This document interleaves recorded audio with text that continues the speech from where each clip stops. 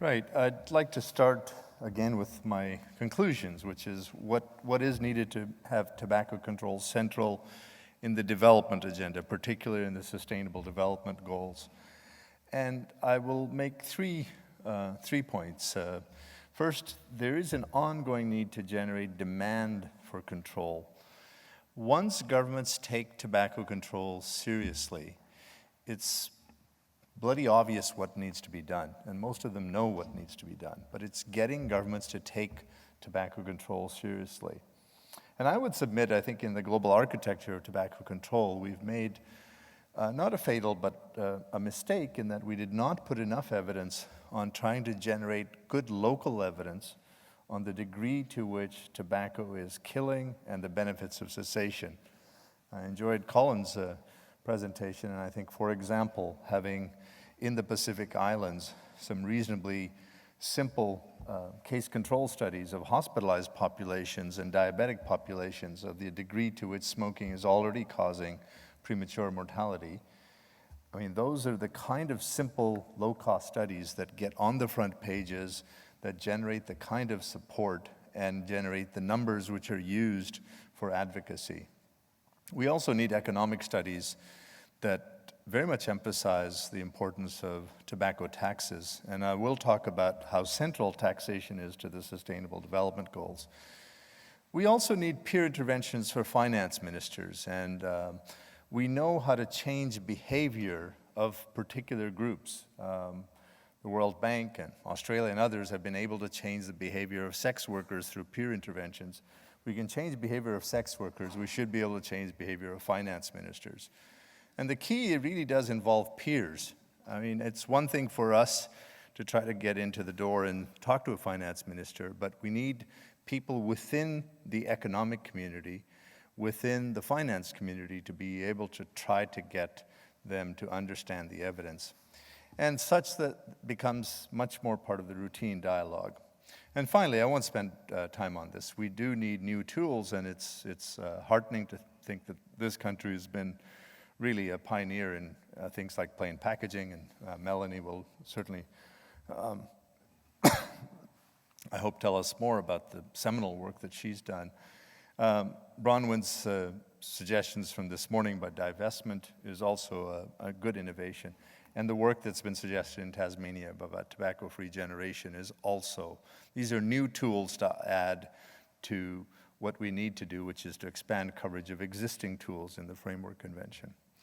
So let's start with some good news, however, not to be too pessimistic, is looking at the extraordinary decrease in male mortality overall, but particularly from tobacco between 1970 and 2015 in Australia. Australia has been able to have tobacco attributable mortality and then have it again. So it's gone from 15% risk of dying from tobacco attributable deaths in 1970, or 16%, excuse me, down to 3% as of 2015. Now, is it possible to go further? Can you get down to 1% or 1.5%? Well, if you look, it took about 20 years of progress to do so. But I believe it is possible. And the key point there is also that despite those decreases, tobacco continues to account for 1 in 5 of all male deaths in this age range. So it does need ongoing action along with understanding the reasons for this remarkable progress. Okay, let's start with getting tobacco broadly understood and getting better demand for tobacco control. One of the things that we need to do is to have a lot more epidemiological awareness by economists. Now, I point to the journal The Economist, which in 1997 wrote at about the time we were working on curbing the epidemic, this famous editorial in which they said, look, the title was that tobacco is not necessarily a hazard, but tobacco control is becoming a hazard. And they made this point that, well, smokers, most smokers, 2/3 or more, do not die of smoking-related diseases. They gamble and they win, and the years of life lost from smoking come at the end of life when they would have died from other things. Clearly got every part of the epidemiology wrong. Now, the good news is that a journal like The Economist, by 2011, had turned 180 degrees and came out in strong support of tobacco control. And I remember spending lots of time with the journalist going through the evidence and pointing out the folly of the original quote. So this is important. We need better epidemiological understanding by the people who are making key decisions. It also extends even to very capable and strong scientist, Angus Deaton, of whom I'm a huge fan of his poverty work, has written in his book, The Great Escape, this estimate that, well, take a 50-year-old man who smoked a pack a day for 30 years, and he has only a 1% chance of developing lung cancer if he quits now, and a 2% chance if he does not. So it's wrong. I mean, I'll show you some of the numbers, but it's just fundamentally wrong. Now, to his credit, I shared his concerns with him, and he said he will correct it in his next book. Closer to where I live, in the U.S., there was this major task force called the Cancer Moonshot, and their goal was they had an explicit goal to double the rate of progress in cancer prevention, diagnosis, and treatment, and to do so in 5 years what might otherwise take a decade.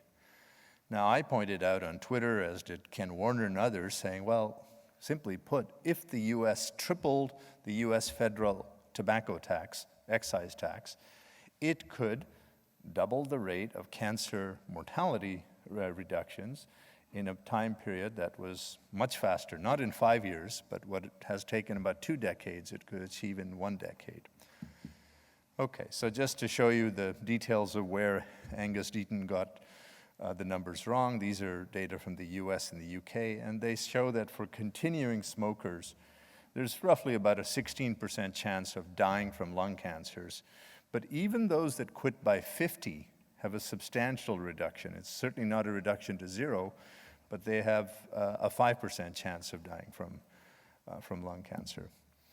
Okay, sustainable development goals. Well, there are many of them. Some of them are actually quite ridiculous the way that they were drawn up, but the sustainable development goals do have an important audience, and we need to be much better integrated with what are the ways of thinking about tobacco as part of those. So one of the solutions that we've put forth is that at 2030, there's been a call for reducing not just child mortality, but adult mortality by about 30%. So we've called for a 40% reduction in death rates before age 70 by 2030, which basically means that mortality in low-income countries would look like that in Australia roughly by 2030. Now, how do we get there?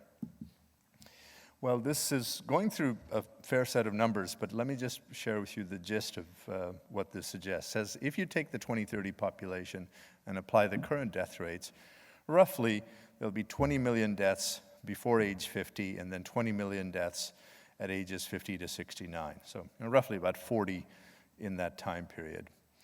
If the progress that occurred between 2000 and 2010 continues, which is not certain for adult mortality, as I will show you, then in fact the world will have not 44 million, but 30 million deaths, so a 1/3 reduction. So we're on our way to a 1/3 reduction if things continue as is. What we have argued is with the UN targeted gains, which include specific gains or specific goals for reducing adult mortality, you could get a 40% reduction, or basically going from about 44 million deaths to 26 million deaths.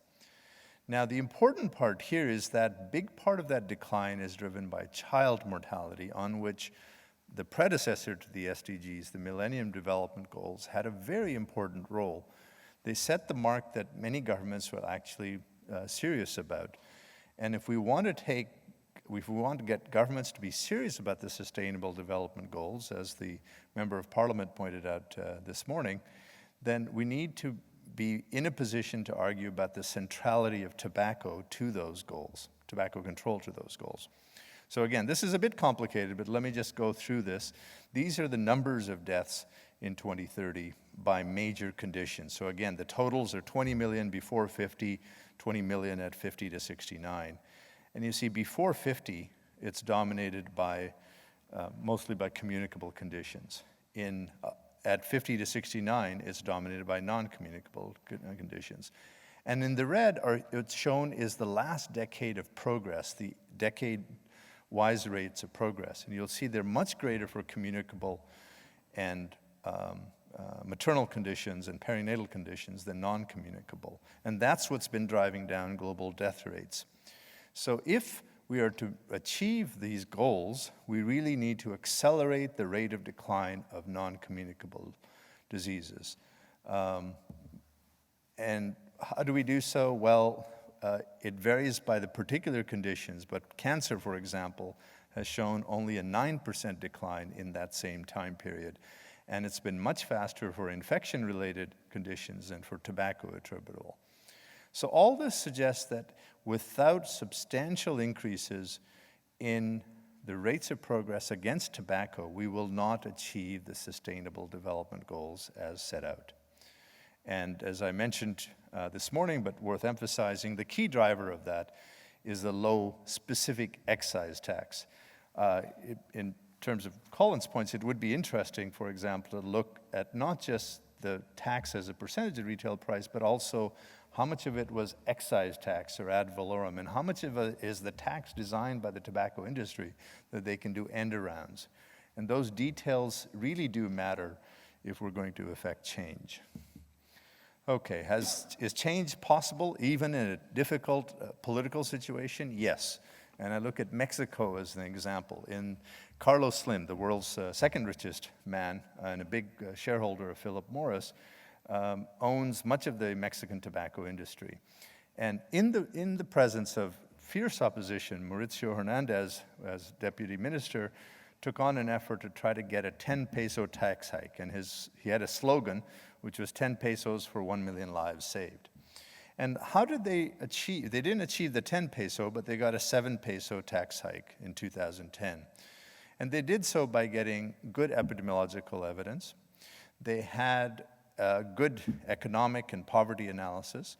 And they had an international seminar with the Ministry of Finance. And they had one key person, Senator Sarro, who was very adept. I mean, I think he went to the Mike Daub and Mike Perchuk School of Advocacy and was very adept at how to do advocacy. He organized NGO protests on the Ministry of Finance. He had only about 30 people showed up, but he had the cameras covering it, so it looked on TV like there were hundreds, and he was placing the cameras personally for the news organizations.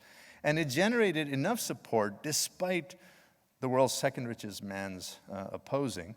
And importantly, they did not argue for earmarking. They just said, use the money to improve the tax system, do good things with it, hopefully, but focus on the reductions that are possible with tobacco.